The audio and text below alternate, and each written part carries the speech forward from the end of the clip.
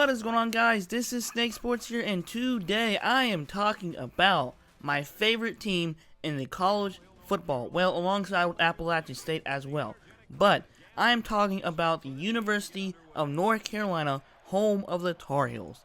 I'm going to talk about the Tar Heels football team this year. As we all know, that last year they finished 8-5 overall. They finished 5-3 in the Atlantic Coastal Conference in the Coastal Division or Coastal Division. They should have won more. They should have won a lot of games that they lost to. Like, for example, they should have won the Stanford game and the bowl game. They should have won the Duke game. That was crazy as well. I went to that game.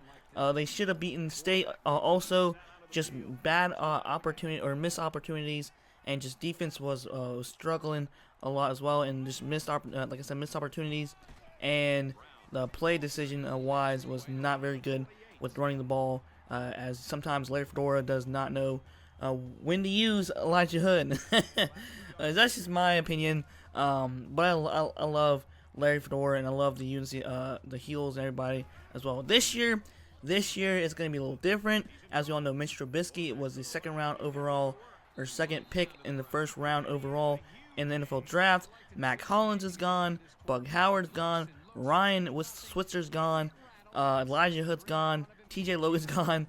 Like, majority of the starters on the offense are basically gone. But we still have Brandon Fritz. We still have Austin Prohl. We still have James Cunningham.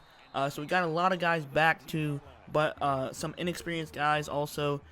Brandon Harris is a huge pickup for UNC because they needed a quarterback, because we haven't really seen Nathan Elliott or Chaz Surratt or Brandon Bird. Brandon Bird, I think. Yeah. We haven't seen those guys play, but I feel like Brandon Harris will fit in well with the Tar Heels because UNC knows how to use a quarterback. They have had great quarterbacks in the past, like I said, Mitch Trubisky, and then like DJ Yates and all of them, and Marquise Williams as well. So it's gonna be different. It's gonna feel weird at first, but you'll probably get used to it.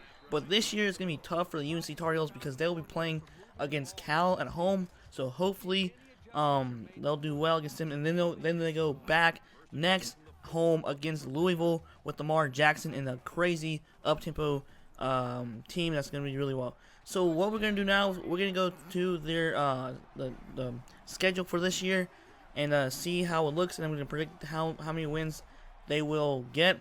So first game should be a win, could be a win. They play Cal at 12:20. Could be a win. So it's 1-0. Louisville, that's going to be questionable. It's going to be tough. I feel like they're going to not win this game, so it's going to be 1-1. Old Dominion, they should be able to beat Old Dominion, so it's going to be 2-1. They should beat Duke at home. It's going to be tough, though. It's going to be a battle. It's going to be a rival game, but it's going to be at home, so that's going to have a little more advantage for the UNC, for the Tar Heels, so that should be a win. So they're 3-1 right now, starting off with a great start for the Tar Heels. Going to Georgia Tech. Georgia Tech is going to be tough as well. They got a lot of guys back, and they still use that wing T offense.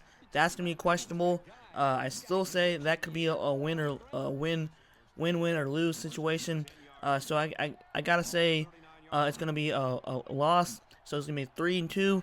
Notre Dame is also home. That's going to be a really tough game as well. But I feel like they're going to come off with momentum from losing, and they're going to be mad. They're going to have the motivation to beat Notre Dame. So hopefully that they'll beat Notre Dame. So it's going to be 4-2. So Virginia, they play Virginia. Virginia has not been a great football program for a couple of years now. So I feel like UNC may have an edge against Virginia. So that's going to be 5-2 or 5-3. No, wait. So I said Louisville, Georgia Tech might be lost. That's 2. No, okay, so yeah, 5-2. That's gonna be the record. Virginia Tech, I don't know. Virginia Tech's gonna be really good, so that's probably gonna be a loss. So it's gonna be 5-3. For Miami, it's gonna be another tough game. I don't know. It's gonna be home, so that might be a little advantage. But I feel like Miami can probably beat our UNC this one, so I'm gonna say 5-4. For UNC at Pitt, I'm gonna say that UNC will beat Pitt because Pitt does not have James Conner or Nathan Peterman as well. So I can say it's going to be a win. So they're going to go 6-4. against Western Carolina. They're gonna beat Western Carolina, so they're gonna win. They're gonna go 7-4. For NC State, that's gonna be a really tough game. I don't know about this one. This one's gonna be really tough. This is gonna be questionable. So I feel like UNC will end the season, or end the regular season, maybe 7-4, maybe 7-5, or maybe 8-4. It's gonna be a tough game because State has really great recruits and they're experienced too, because a lot of guys are back as well. And basically UNC basically lost like a majority of their starters, like Buck Howard, Ryan Switzer, Mac Hollins. But I don't know how Brandon Harris is gonna do. He may do well. Let's just see how it pans out throughout the season. This may be a little drop back from a rebuilding season. So just don't expect the UNC to be really good this year. But sorry, I know it's like bringing them down, but it's just because it's a rebuilding year, and we lost like a lot of guys as well. So it's gonna be tough because the UNC has a lot of great games this year, like Notre Dame, Louisville, and then we have Duke, the third game of the season, which is crazy. So I'm gonna go through the roster starters. So obviously, Austin Pearl will start for wide receiver. Thomas Jackson, JaVale Molete, JT Cuthin, and James Cunningham will probably be most likely the starters. For left tackle, we got Bentley Spain. We have Mason Veal. Let's just go through the quarterback as well. We have Brandon Harris. Then we may have Jordan Brown or Michael Carter. We have Brandon Fitz for tight end or fullback. So I mean, there you go. Defense. I don't really know much of the defense that well, since they've lost some guys too. I'm gonna go off. So we got Deshaun Drainen, who's back, so that's great for us. We got Tyler Powell. Oh yeah, I know them. Oh yeah, Jalen Dalton's back.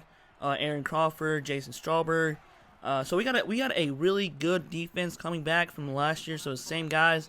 They have juniors and sophomores and seniors, so that's great. Oh yeah, we have Cole Holcomb. I know who that is.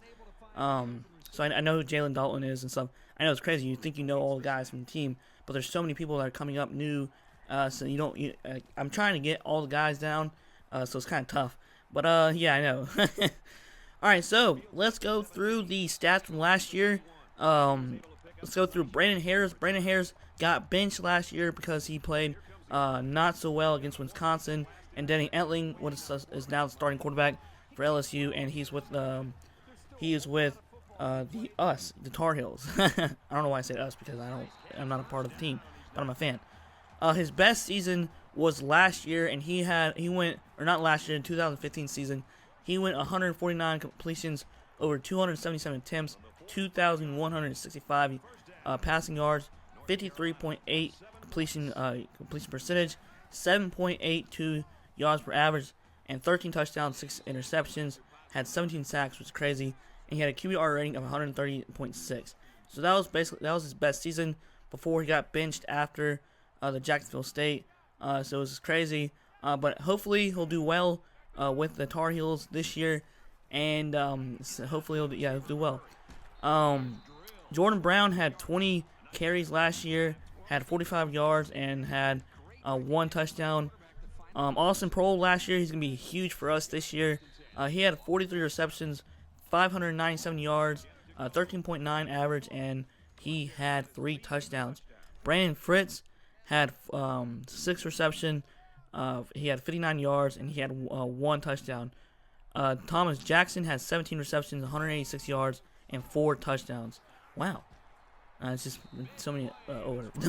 But yeah, I mean, it's going to be really tough. And Ryan Switzer, he had 96 receptions, 1,000 yards, and 6 touchdowns. So he's gone. I'm going to miss him because you're not used to seeing Ryan Switzer. Sorry, my voice cracked there.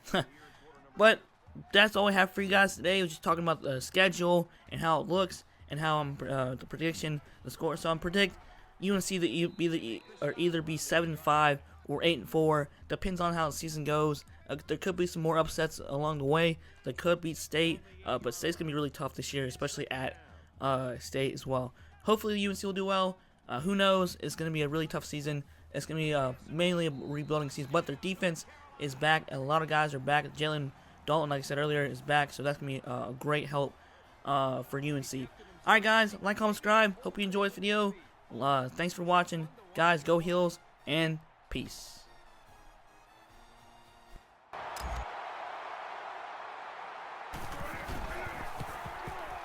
And he tacks on the extra point.